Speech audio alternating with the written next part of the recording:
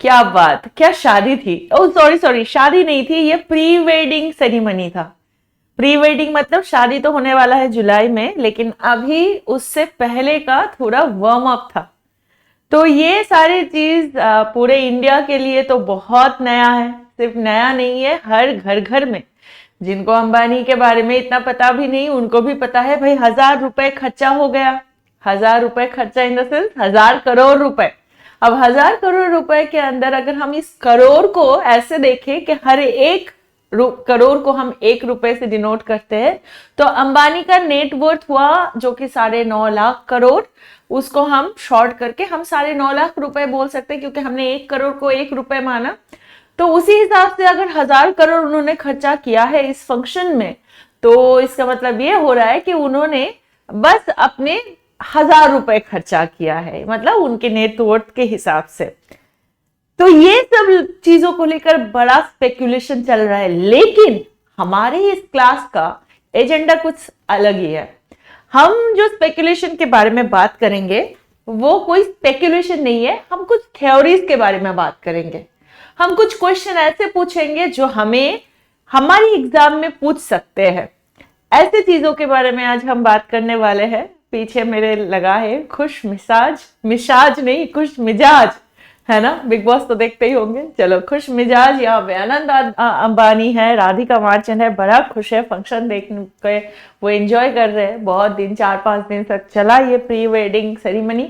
क्या ना हुआ, कौन नहीं आया, हाय हाय हाय। हम तो बस आंखें खोल के ऐसे देखते ही रह गए कि ऐसा भी होता है क्या। चलो, अमीर लोगों की बात है, लेकिन यहाँ पे आता है ट्विस्ट। अगर आप सच में अमीर हो तो आप एक रेस्पॉन्सिबल सिटीजन भी आपको बनना है। चाहे आप इंडिया में रह रहे हो, इंडिया की बाहर रह रहे हो, लेकिन बीइंग अ इंडियन आपके पैसा नेटवर्थ क्या है, आपका ये भी इंपॉर्टेंट वर्क बनता है कि आप इंडिया को विश्व के दरबार में कहाँ पे प्रेजेंट कर रहे हो। तो यहाँ पे हम वैसे कुछ चीजों के बारे में बात करेंगे जो सारे स्पेकुलेशन आपको रील्स में नहीं मिलने वाला है, बाकी कोई यूट्यूब वीडियोस में नहीं मिलने वाला है।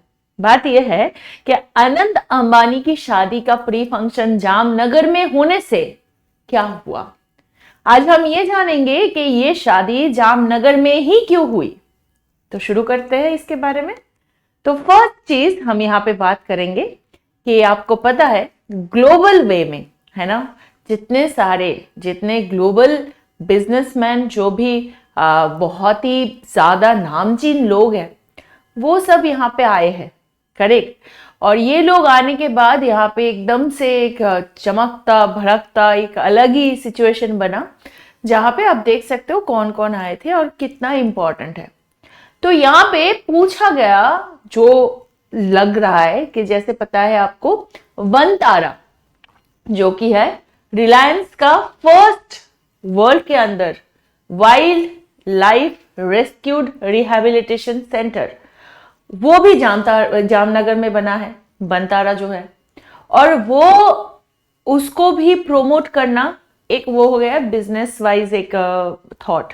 लेकिन हम जिसके बारे में बात करेंगे वो और डिटेलिंग्स है, और वो डिटेलिंग्स ये है, फर्स्ट जो हम इसके बारे में बात करेंगे वो ये है कि जामनगर को चूज करने की पहले रीजन ये माना जा सकता है कि ओके, यहाँ पे ये है कि why Jamnagar for the Anant Ambani pre wedding festivities. क्यों? पहला रीजन ये बताया जा रहा है कि धीरूभाई अंबानी जो कि अनंत अंबानी के जो बड़े पापा है, उनका जो शुरुआत हुआ था रिफाइनरी बनाने की, वो शुरू हुआ था यहां से, राइट, जामनगर से। जामनगर के साथ अनंत अंबानी का एक कनेक्शन ये भी है कि उनके जो दादी थी वो भी वहां से बिलोंग करती थी, तो एक इमोशनल कनेक्शन यहाँ पे बन गया। ये तो हो गया ऊपर का रीजन। और एक रीजन माना जा रहा है जो कि एक डिप्लोमेटिक रीजन है।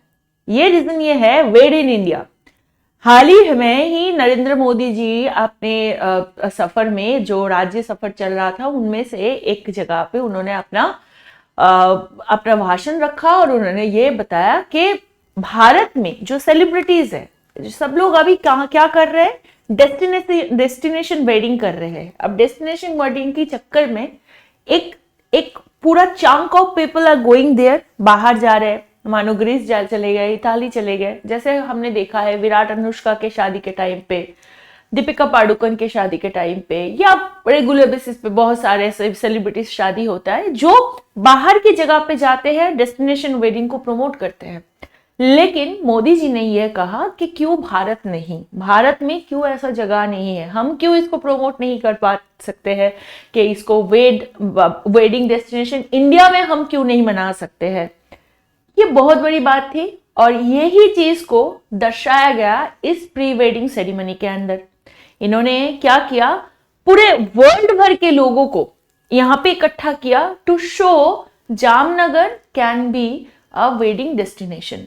ठीक है, ये तो 2 पॉइंट चला गया। और एक चीज है क्या, एक ये है कि शायद ये 2 ही नहीं है, सबसे बड़ी रीजन यहां पे जो देखा जा रहा है वो है ये strategic importance of this Jamnagar. ठीक है, जामनगर के बारे में अगर हम पॉइंट आउट करें तो इसमें एक बहुत ज्यादा पोटेंशियल है to become a international trading hub. बहुत बड़ी बात है। तो शादी वर्ल्ड लीडर्स और बिजनेस टाइकून्स को जामनगर में लेके आने से वो ये जगह के बारे में फैमिलियर हुए। तो ये शायद आगे चल के इन्वेस्टमेंट और डेवलपमेंट के लिए कैसे हेल्पफुल होगा उसको ही हम डिटेल्स में इसमें बताएंगे। अनंत अंबानी की शादी के जो प्री फंक्शन था, प्री वेडिंग था, वो जामनगर में हुए, लेकिन इसी की वजह से इससे पहले आज तक जामनगर न्यूज में कभी नहीं रही, राइट। लेकिन ये घटना, ये अनुष्ठान, ये जामनगर को वर्ल्ड के तैनात पे, वर्ल्ड के लिमिट पे इसको बहुत क्लियरली प्रेजेंट कर दिया। बल्कि ये भी सोचा जा सकता है कि Jamnagar now is a strategic point and this wedding, pre wedding ceremony is a strategic movement. ठीक है, तो इसके बारे में आप चल थोड़ा सोच लेते हैं। हम यहाँ पे पॉइंट करेंगे जो कि है जामनगर का लोकेशन, जियोग्राफिकल लोकेशन। ये है हमारा जामनगर, आप देख सकते हो। सबसे बड़ी बात तो ये है इसकी स्ट्रैटेजिक लोकेशन, इसके सिचुएशन कहां पे, अरेबियन सी पे, जो कि एक नेचुरल डीप वाटर पोर्ट है। और यहां पे सबसे बड़ी बात है कि अगर हम इस जामनगर के बारे में एग्जैक्टली पॉइंट आउट करें, ये कुछ हद तक जैसे दुबई है, जैसे वो बिल्कुल सी शोर पे बना हुआ है, वैसे ही जामनगर का भी लोकेशन है ना। तो इसको छोड़कर और एक चीज आपको बता देते हैं। देखो, ये एक छोटी चीज तो आप लोगों को पता ही है कि ये फंक्शन होने से यहाँ की जो लोकल इंडस्ट्री है, होटल, कैटरर्स, डेकोरेटर्स, सभी को कुछ ना कुछ काम तो मिला, मतलब लोकल बिजनेस तो प्रमोट हुआ ही है ना। लेकिन अगर हम इसके डिटेल्स में बात करें कि वहां पे जो जितने सारे वीआईपी गेस्ट आए, उसकी वजह से मीडिया के ध्यान जामनगर पे गए और इसकी जो स्ट्रैटेजिक लोकेशंस है वो भी इंफ्रास्ट्रक्चर डेवलपमेंट की वजह से वो एक पोटेंशियल हब बन सकता है कि नहीं, उसके बारे में भी यहाँ पे बातचीत आया। सेकेंड चीज के बारे में बात करते हैं कि जामनगर बहुत ही ज्यादा इंपॉर्टेंट जगह है, क्योंकि यहाँ पे जैसे मैंने बताया नेचुरल डीप वाटर पोर्ट है, तो इसमें शिप को आने जाने में बहुत आसानी होती है। और इसकी वजह से यहाँ पे ऑलरेडी बहुत सारे केमिकल्स और पेट्रोलियम प्रोडक्ट जैसे चीजें एक्सपोर्ट होती है। और यहाँ पे अगर हम बात करें तो जो यहाँ पे सिटी ऑलरेडी है वो बहुत सारे ऑलरेडी इंडस्ट्री के अंदर ये लोग इन्वॉल्व है। लेकिन इसके आगे अगर हम बात करें तो और एक चीज है कि गवर्नमेंट के जो ये इनिशिएटिव्स है, जो कि अमृतसर भटिंडा जामनगर कॉरिडोर, जो नॉर्थ इंडिया के कनेक्शन जामनगर से क्लियरली बना रहे हैं, उसको भी ये इसके वजह से बूस्ट मिला। ये जो पूरा कॉरिडोर है इसमें भी बहुत ज्यादा बूस्ट मिला। ये रहा हमारा जामनगर, है ना, यहाँ पे भी बूस्ट मिला। एक बहुत ज्यादा स्ट्रैटेजिक चीज समझ में आ गया यहाँ पे। साथ में और एक इंपॉर्टेंट पॉइंट है जो कि है स्पेशल इकोनॉमिक जोन, जो कि जामनगर में स्थित है।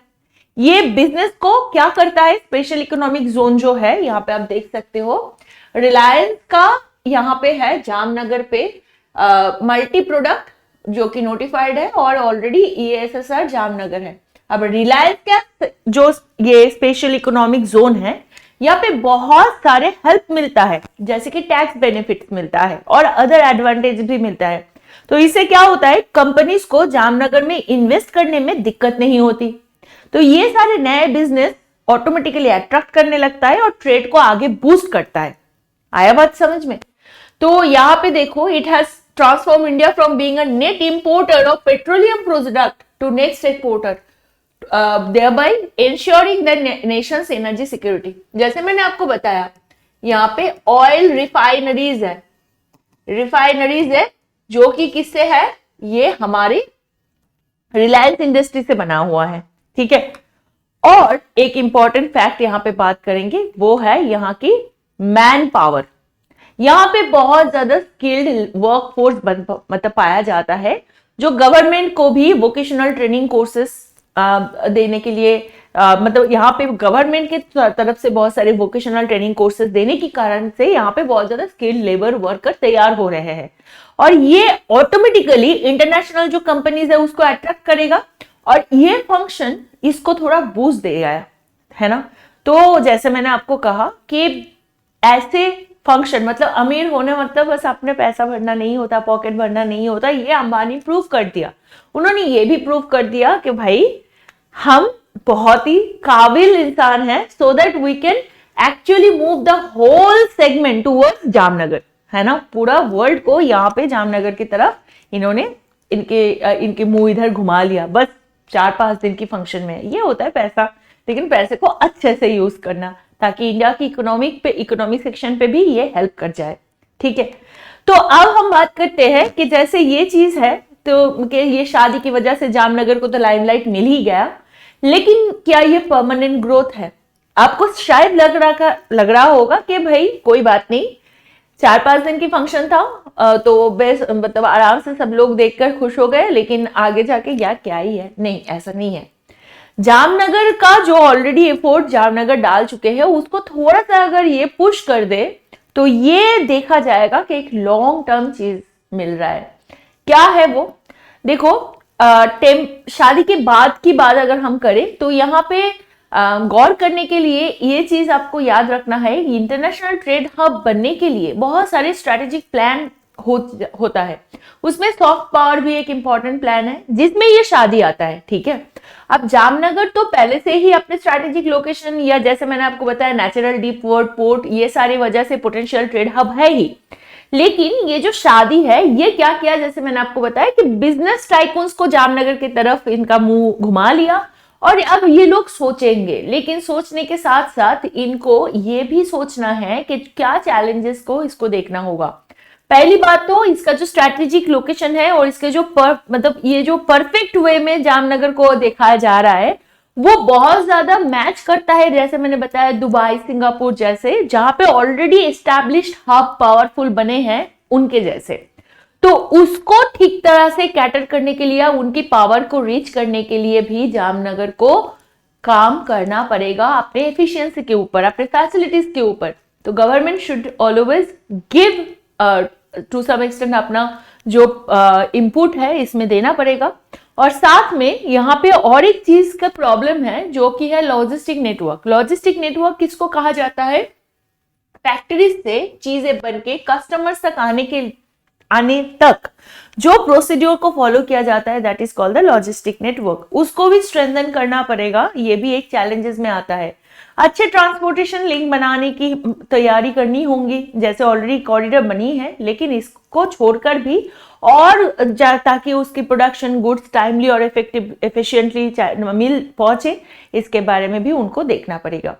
और लास्ट में हम जरूर ये बात कहेंगे कि ये जो शादी है, जामनगर की इंफ्रास्ट्रक्चर को इंटरनेशनल ऑडियंस के सामने भी शोकेस करने का मौका दिया था, क्योंकि आपको पता है कि बहुत सारे इंटरनेशनल परफॉर्मर भी यहाँ पे सिर्फ बिजनेस टाइकून्स ही नहीं आए थे, इंटरनेशनल जो परफॉर्मर्स है जैसे रिहाना, बाकी लोग ये भी आए थे। ये आने से क्या हुआ कि ऑटोमेटिकली जामनगर में गवर्नमेंट इन्वेस्टमेंट और डेवलपमेंट प्रोजेक्ट, ये सारी चीजें इन्वेस्टर को अट्रैक्ट कर सकती है इन द ग्लोबल वे। ठीक है, समझ में आ गया? अब देखो यहाँ पे और एक चीज बताना है आपको, आनंद अंबानी की शादी एक हाई प्रोफाइल इवेंट था, लेकिन ये देखना होगा कि ये लाइमलाइट कैसे परमानेंट ग्रोथ में बदला जाए। Gujarat is doing very well, लेकिन जामनगर अब गुजरात के जो क्राउन है उसमें एक नया फेदर ऐड करता है, नया पंख ऐड करता है। तो हमें यही बताना कि ये जो शादी था ये एक शादी का सेरेमनी तो था ही, लेकिन स्किल्ड वर्कफोर्स को डेवलप करने के लिए ये बहुत ही इंपॉर्टेंट और महत्वपूर्ण एक स्टेप लिया गया फ्रॉम द अंबानी फैमिली, जो कि इंडिया के लिए भी बहुत ही अच्छा हुआ, ताकि इसके सामने एक इकोनॉमिक फ्यूचर का कनेक्शन मिल सके। और शादी ने यह भी ध्यान दिलाया कि असली काम जामनगर को ही करना है। ठीक है, शादी की वजह से जामनगर तो आ गए, लेकिन जामनगर को अपने आप को बढ़िया तरीके से अगर सामने प्रेजेंट करना है तो ये सारी चीजों पे ध्यान देना है। ऑलरेडी ये चीज कर चुके हैं अंबानी फैमिली। तो आपको क्या लगता है इस वीडियो के बारे में? आपको क्या लगता है कि और क्या रीजन हो सकता है? आप मुझे अब जरूर बताना कमेंट सेक्शन में कि और क्या रीजन हो सकता है कि जामनगर को चूज किया गया या इंडिया में ये प्री वेडिंग सेरेमनी को करा गया। Also give your own opinion. आपसे मिलेंगे नेक्स्ट सेशन में, लेकिन याद रखना हमारे एंड्यूवर प्रेप के साथ जुड़ना मत भूलना, और घूमते घूमते हमारे चैनल पे आप आ ही चुके हो तो सब्सक्राइब कर लेना है और नोटिफिकेशन बेल बटन को दबा देना है। आपसे मिलती हूँ नेक्स्ट सेशन में, तब तक के लिए bye bye, take care and जय हिंद।